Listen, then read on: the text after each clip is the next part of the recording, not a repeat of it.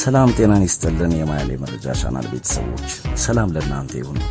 በዓለም አቀፍ ጉዳዮች ላይ ትኩረቷን ያደረገችው ቻናላችን በአዲስ አቀራረብ አቅም በፈቀደ መጠን ሁሉ ዘወትር አዳዲስ መረጃዎችን ለእናንተ ለማድረስ ትጋቷን ቀጥላለች። ለቻናላችን እንግዳ የሆናችሁ ካላችሁ ሰብስክራይብ፣ ሼር፣ ላይክ በማድረግ ቤተሰባችን ትሆኑ ዘንድ በራችን ክፍት ነው።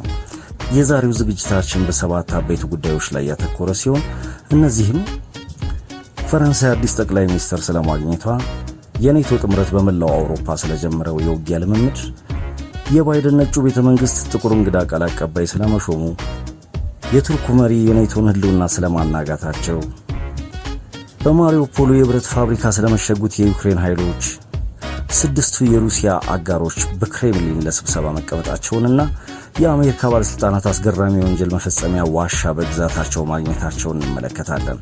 ከኛ ጋር በአብሮነት ስለሚኖራችሁ ቆይታ ከወዲሁ እናመሰግናለን። መልካም ቆይታ ይሁንላችሁ።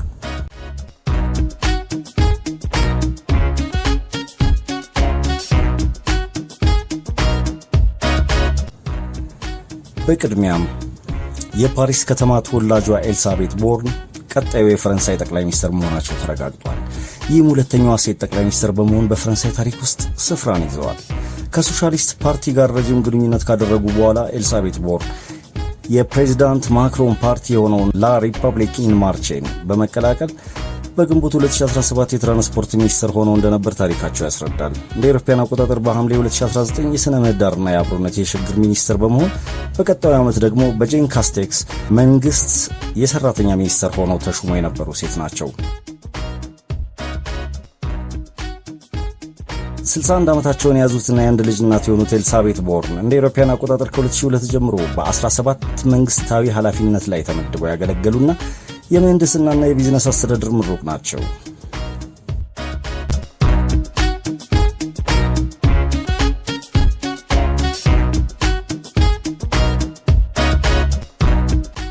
ኔቶ ለረጅም ጊዜ የታቀዱ ወታደራዊ ልምምዶች በመላው አውሮፓ እንደሚጀምርና አጋሮቹን ለመከላከል ትልቅ የምድር ላይ ውጊያ የማድረግ አቅምን ለማሳየት የተነደፈ ልምምድ መጀመሩን አሳወቀ። በምስራቅ አውሮፓ በአርክቲክ የላይኛው የሰሜን ክፍል ማለትም በባልቲክስና በባልካን ሀገሮች ለረጅም ጊዜ አቅደነው የነበረና በተከታታይ ልናደርገው ባሰብነው ወታደራዊ ልምምድ ላይ ከአጋሮቻችን የተውጣጡ በሺዎች የሚቆጠሩ ወታደሮች እየተሳተፉበት ነው ብሏል።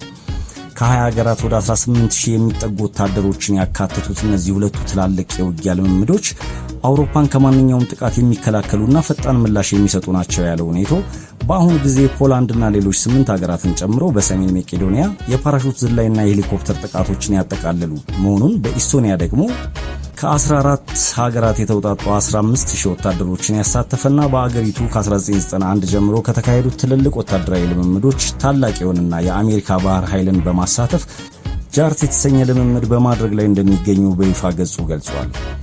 ይህ በእንዲህ እንዳለ በሊቱዌኒያ 3000 አይረን ወልፍ የተባለ የህብረቱ መሳሪያዎችንና 1000 የጀርመን ታይገር 2 የተባሉ ታንኮችን ማሰለፉን ያሳወቀው ኔቶ እንዲህ ያሉት ልምምዶቻችን አውሮፓን ለመጠበቅና ማንኛውንም ስጋት ለመመከት ጠንከር ያለና ዝግጁነት ያለን መሆኑን ያሳያል ብሏል። ኦዋና የተባሉት የኔቶ ቃል አቀባይ እነዚህ መደበኛ ልምምዶች ሩሲያ በዩክሬን ላይ ከወሰደችው ጨካኝና ፍትሃዊ ያልሆነ ወረራ ቀደም ብሎ የታቀዱ መሆናቸውን አበክረው መግለጻቸውንና ነገር ግን እያንዳንዱ የህብረቱን የግዛት ኢንች ለመጠበቅና ለመከላከል ስላደረግነው ውሳኔ በማንኛውም አካል የተሳሳተ ግንዛቤ ሊፈጠር አይገባም ብለዋል። ኔቶ ቀልደኛ ሆኗል።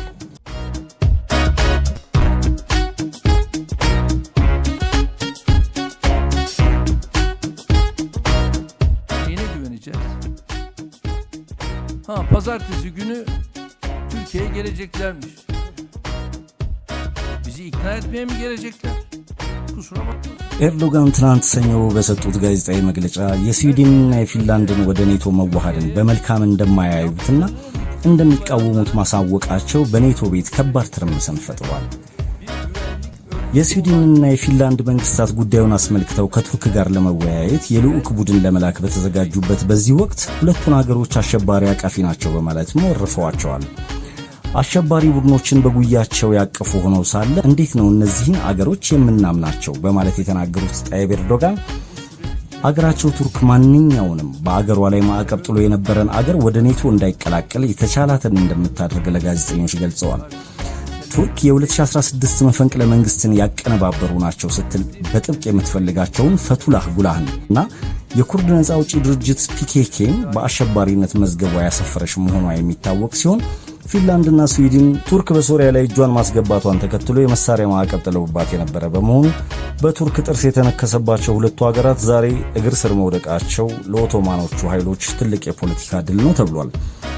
ከዚሁ ጋር በተያያዘ በሩሲያ ፈርጣማ ክንድ ለራሷ የደህንነት ዋስትና ከባድ ስጋት የገጠማት እንግሊዝ ለሁለቱ ሀገራት የደህንነት ከለላ እንሰጣለሁ ብላለች ተብሏል።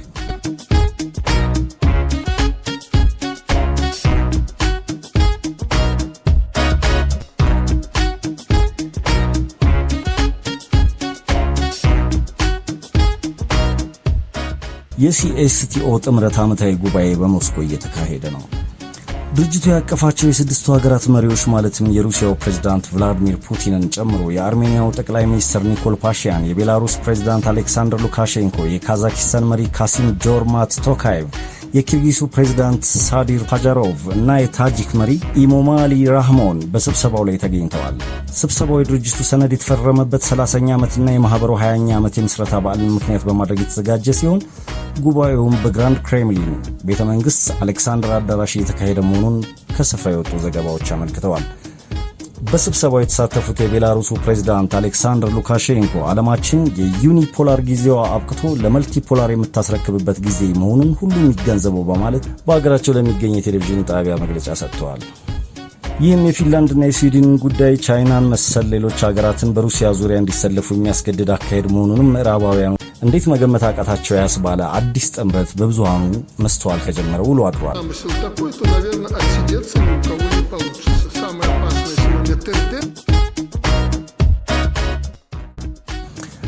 አዲሷ የዋይት ሃውስ አፈ ጉባኤ ካሪን ዣን-ፒየር በተለየ ሁኔታ የመጀመሪያዋን አጭር መግለጫ በመዘግየት የጀመረች ሲሆን ይህም መግለጫውን ሲጠብቁ በነበሩት ዘንድ ያልተለመደና ግርምትን ፈጥሮ የነበረ ቢሆንም የቀድሞዋን ቃል አቀባይ ፕሳኪን ይቅርታ በመጠየቅ አዲሷ የዋይት ሃውስ የፕሬስ ጸሐፊ ካሪን ዣን-ፒየር ስለ ራሷ ጥቂት ዝርዝሮችን ተናግራለች።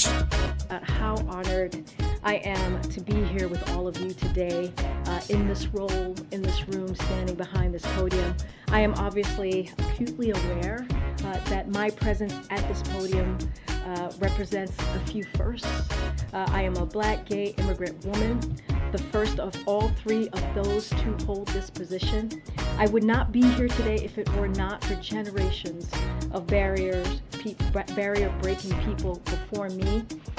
I stand on their shoulders. If it were not for generations of barrier-breaking people before me, I would not be here. But I benefit from their sacrifices.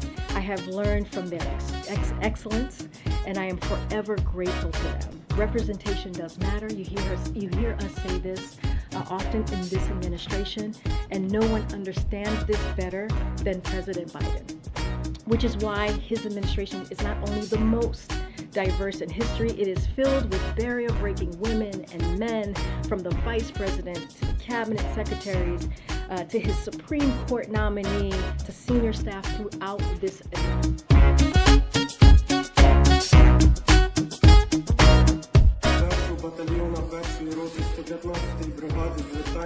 Все повинно піддаватись сумніву. Кожне прийняте рішення, кожен план, кожна операція. Спільно Головне управління розвідки Міноборони, Збройні сили України, Національна гвардія, Прикордонна служба розпочали операцію з порятунку заблокованих на території комбінату «Азовсталь» оборонців Маріуполя. በማሪውፖል አዞፍስታል የነበሩት ወታደሮች ችግሮች ቢኖሩም ትዕዛዙን አክብረው እስከዛሬ ሲታገሉ የነበረ ቢሆንም እንኳን ለ82 ቀናት ያህል በኃይል የላቀውን የሩሲያን ኃይሎች ሲከላከሉ ቢከርሙም በአነስተኛ መጠን የጦር መሳሪያና ያለምንም ቀለብ ህይወትን ለማቆየትና ለማዳን አስቸጋሪ ቢሆንም በማሪውፖል በአዞፍስታል የምድር መደበቂያ ውስጥ የሰፈረው ጦር ሙሉ በሙሉ በከፍተኛ ወታደራዊ አዛዥ የጸደቀውን ውሳኔና የዩክሬንን የህዝብ ድጋፍ ተስፋ በማድረግ ላይ መሆኑን አሳውቋል። ይህ በእንዲህ እንዳለ ጦርነቱ ከተጀመረ ወዲህ ለመጀመሪያ ጊዜ ከዩክሬን በኩል ስለ አዞፍስታል ይፋዊ መረጃ ከመንግስት መውጣቱ ተሰምቷል። የዩክሬን የመከላከያ ሚኒስትር የቆሰሉና ሕክምና ሊደረግላቸው የሚገቡ የዩክሬን ጦር ሰራዊት አባላቶች በሰብአዊ ድርጅቶች በኩል ወደ ኖቫዞቭክ እና የሌኖቭካ ሆስፒታሎች መወሰዳቸውን አረጋግጫለሁ ብሏል። በዚህም 53 በጽኑ የቆሰሉ ወታደሮቹ እንዲሁም ሌሎች 211 ሰዎች በሰብአዊነት ኮሪደር በኩል ወደ የሌኔቭካ ሆስፒታል መወሰዳቸውን ወደፊትም ደግሞ ወደ ሀገራቸው ለመመለስ የምርኮኛ ልውውጥ ሂደትን እናከናውናለን በማለት የዩክሬን የመከላከያ ምክትል ሚኒስትር አና ፓይንተር ተናግረዋል። 53 በጽኑ የቆሰሉ ወታደሮቹ እንዲሁም ሌሎች 211 ሰዎች በሰብአዊነት ኮሪደር በኩል ወደ የሌኔቭካ መወሰዳቸውን ወደፊት ደግሞ ወደ ሀገራቸው ለመመለስ የምርኮኛ ልውውጥ ሂደትን እናከናውናለን በማለት የዩክሬን የመከላከያ ምክትል ሚኒስትር አና ፓይንተር ተናግረዋል። አና ማሊያር ስለ የምርኮኛ ልውውጥ አሰራር ተግባራዊነት ቢጠቅሱም እስካሁን ስለ አዞቭ የጦር እስረኞች ልውውጥ በሩሲያ በኩል ምንም አይነት መረጃ አለመውጣቱ የሚኒስትሯ ንግግር ከተስፋና ምኞት የዘለለ አለመሆኑን ለቀሪዎቹ የሰራዊት አባላት ከባድ ጭንቀትን ፈጥሯል ተብሏል። Щодо оборонців, які все ще залишаються на території Азовсталі, спільними зусиллями вище названих відомств проводяться заходи з порятунку. Завдяки оборонцям Маріуполя ми отримали критично важливий час для формування резервів, перегрупування сил та отримання допомоги від партнерів.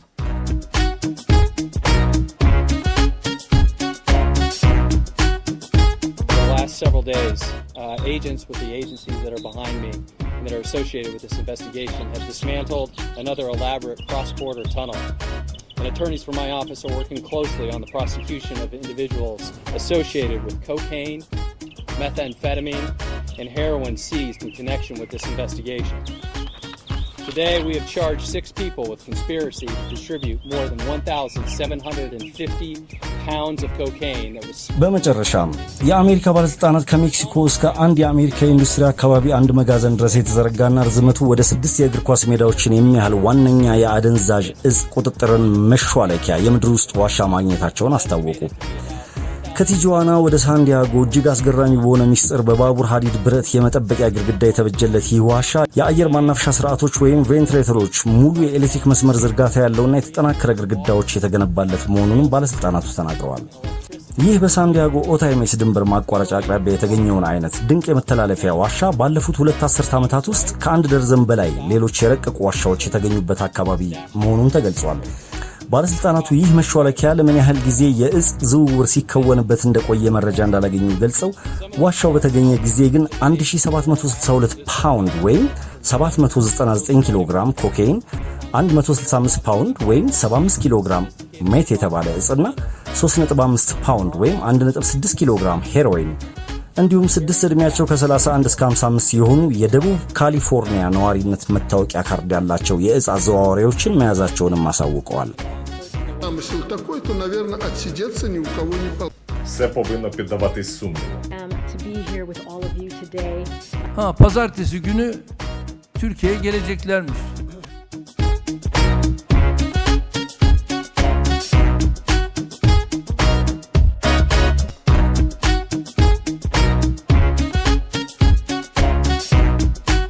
Спільно Головне управління розвідки Міноборони, Збройні сили України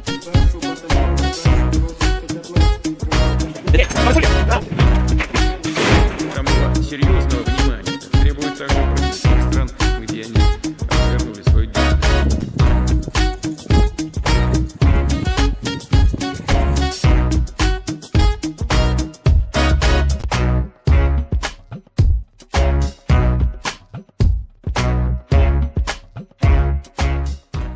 በዝግጅታችን አብራችሁን ለቆያችሁ ሁሉ ክብረት ይስጥልን፣ እናመሰግናለን።